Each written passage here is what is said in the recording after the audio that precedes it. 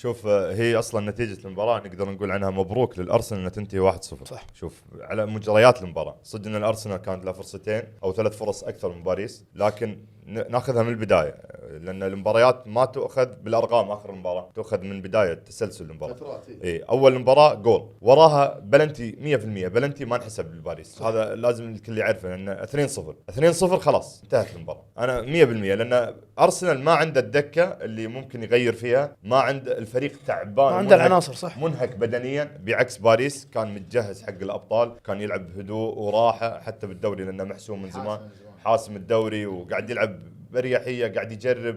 يعني هني هذا اللي نقول من مصلحه انريكي، انه هم ما لعب بدني في المباراه، هم منه تناقل على السرعات، لان الارسنال منهك بدنيا. ادري ان الارسنال راح يجاريني خلينا نقول لي 50 دقيقه بعدين بيتعب، بس اللي صار عكس للامانه. الارسنال في اخر نص ساعه صنع له فرصه وفرصتين، ودوناروما كان حاضر في المباراه نفس ما كان رايا حاضر في بدايه المباراه. دوناروما كان حاضر نهايه المباراه، كان ممكن ينهيها باريس، لكن دوناروما يعني كان رايا خلى ارسنال في الملعب.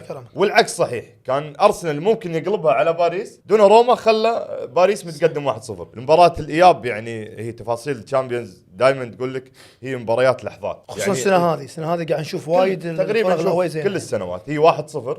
انت لو تفوز بارض باريس 2-1 راح تتاهل. صح. يعني فرق واحد غير 1-0 انت متاهل، يعني مو فرق كبير. يعني انت لما تشوف فريقك المفروض اللي زرع له هويه اخر 5 مواسم، خلينا نقول اخر 3 مواسم، اول موسمين بناء، اخر 3 مواسم زرع له هويه، زرع له اسلوب، قاعد يلعب كره ممتعه، قاعد يهاجم باساليبه. صدق انه في غيابات كثيره على الارسنال مؤثره، وهالمباراه تاثر بغياب بارتي طبيعي جدا. حتى ديكلان رايس شفنا ردة فعله يوم خذ انذار الاصفر وغياب، يدري انه مؤثر. بعد مباراه بعد مدريد في مباراه اهم، مو خلصت مدريد، ليش خذيت هذا الانذار؟ يعني انت فايز ومتاهل، فايز 3-0 في الذهاب، ليش تاخذ هذا الانذار؟ خله يروح يسجل جول مثلا. يعني هذه التفاصيل بسيطه تفرق معاك لما تلعب مباراه. فانريكي قدم مباراه كبيره على العناصر، على الظروف اللي عنده، كذلك ارتيتا قدم مباراه كبيره رغم الظروف اللي عنده.